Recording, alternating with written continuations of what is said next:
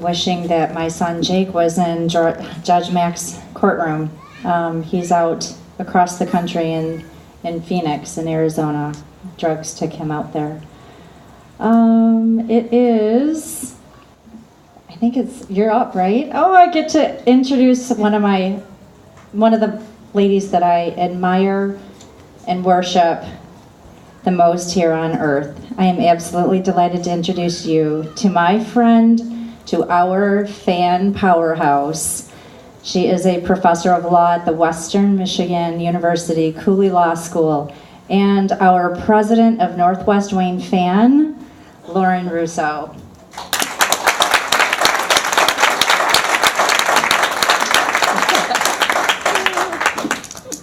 My goodness, such a build-up. Let me see if I can adjust this mic a little bit here. First thing I want to do is just thank everyone for being here. It means a lot to me to see so many people coming together who care about this issue deeply enough to come to an event like this. Although I also know that probably everybody here is here because they've been touched by this issue in a very deep and painful way. So I thank all of you for being here from the bottom of my heart. As you may have read recently, the federal government released some statistics showing overdose deaths for 2017.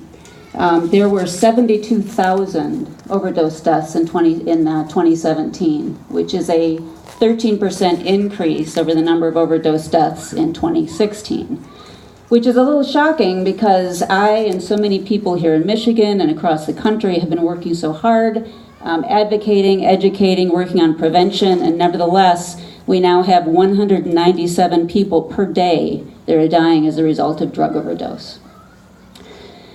Now, as horrifying as those numbers are, and they are horrifying, aren't they? Many of us realize from personal experience, and Judge Mack, based on her story, is one of them, that these numbers vastly understate the death toll from drug addiction in this country. As many of us know, and as I personally know, overdose isn't the only way that drug addiction can kill you. And that brings me to my story. In February 2010, I became legal guardian to my youngest son's best friend, Jake. Jake and Christian had been best friends since 6th grade. Jake had spent many hours at my house. He'd gone on vacation with us. And I always had a real soft spot for this kid. I knew he had some issues in his family background, and he was just a real sweet kid. So I had this soft spot for him. In January 2010, he was a senior, as was my son Christian, and his mother died unexpectedly. Shortly after that, he moved in with us, with my family, and that's when I became his legal guardian. He became my bonus son. I became his bonus mom, and we literally referred to each other that way. Jake was in very deep grief over the loss of his mother. She was really the light of his life. And I showered love on this kid, but neither my love nor the love of other people, also showered on him, was enough to ease the pain that he was dealing with. He was a heavy marijuana user when he moved in with us. Over the course of about a year and a half, that drug use escalated to ultimately heroin addiction.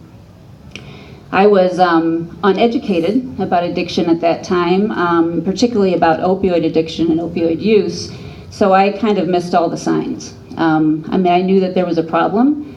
I knew that the problem involved drugs. I had no idea that it was heroin, although, again, all the signs were there, but I really didn't know, what the signs were at that time. I discovered how serious the problem was in October 2011 when I discovered him in his car in my driveway shooting up. So at that point, we began sort of an odyssey of treatment efforts. Started with outpatient treatment. So Jake was in outpatient treatment for 3 weeks, after which he was kicked out for using. After a brief period, he then had 2 stints in inpatient rehab. Each one was only 12 days long because that's all my insurance would cover.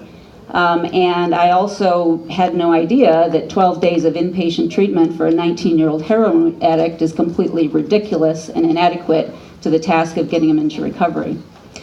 2 days after the first inpatient treatment, I found him passed out in bed with a needle on the floor in my house. We battled a little over his failure to follow the aftercare program that the rehab facility had provided him. And after about a week of his continued drug use, I told him that he had to leave my home. I vividly remember him sort of packing up and leaving, and it's one of the sadder moments among many sad moments in this very sad story, because he made a point of gathering the few possessions of value that he had, things that used to mean something to him, that were important to him for what they were. His PlayStation game system, his iPod Touch, his bow and arrow because he was a hunter. But now none of those things meant anything to him other than money that he could then use to buy drugs. So he left with those things, and about a week later, at midnight, I got a text message from him telling me that he was going to commit suicide. So we texted for a while back and forth, and the next day we got him into another rehab facility for his second 12-day stint of inpatient rehab. After this, I felt like I wised up a little bit. Obviously, bringing him back into my home was not something that was working, so we got him lined up with a sober living facility. He made it there just under 48 hours before he was kicked out again for using. I took him back home with me. The plan was for about 4 days for him to get clean, because then the sober living facility would take him back. So we were together during those 4 days. I spent as much time with him as I could, but every time I turned my back, every time I went to bed, he found a way to get drugs and he found a way to use. The evening he was supposed to go back to the sober home, he went to a friend's house instead and he used. So the home wouldn't take him back. He called me, wanted to come back to my house. I told him that I was exhausted after the craziness of the 4 days that he was with me supposedly getting clean. I told him I needed a break. He said he could stay with a friend. This was somebody who I knew, who I thought was safe, and I told him, yeah, I think that you should do that. He showed up on my doorstep anyway at 10:30 at night, and I can still see him standing in my foyer, kind of dejected, sad, exhausted, in his black and red jacket, as I told him that he could not stay. He was going to have to leave. I was trying to draw my boundaries. I was trying to protect my sanity. I was trying to practice tough love, as so many people were telling me that I needed to do in order to help him get into recovery.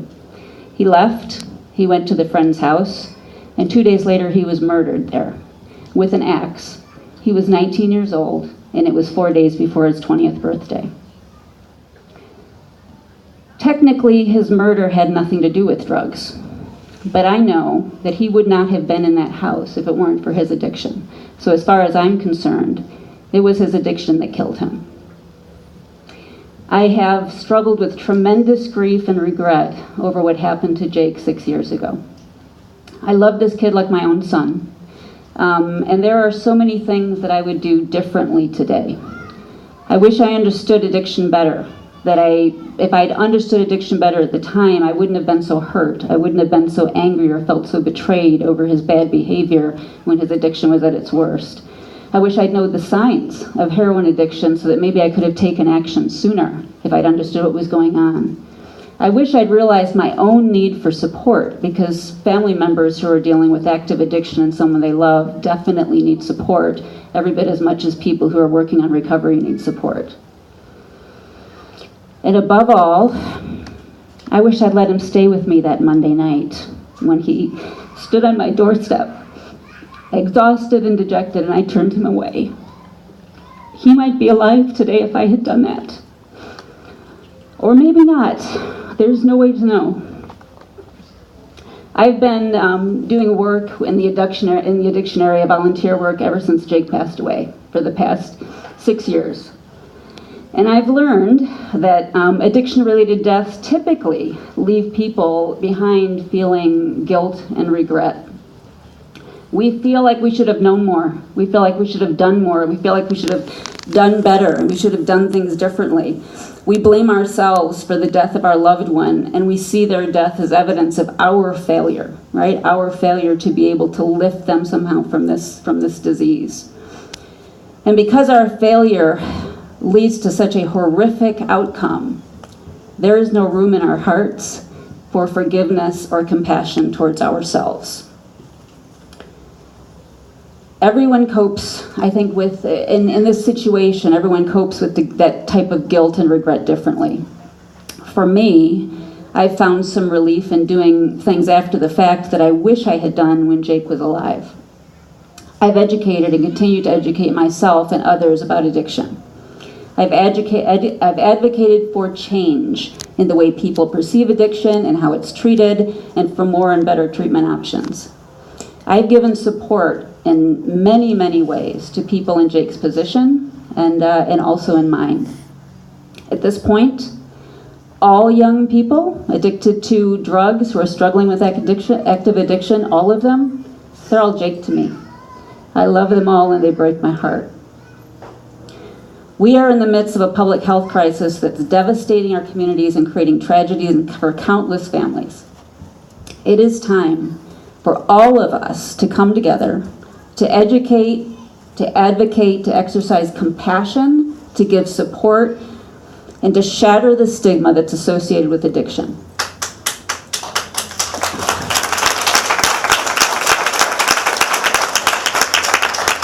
Thank you. It's time for all of us to do just a little bit more, to support those who are struggling with this disease, a little bit more than what we have been doing, and to do what we can to bring this devastating public health crisis to an end.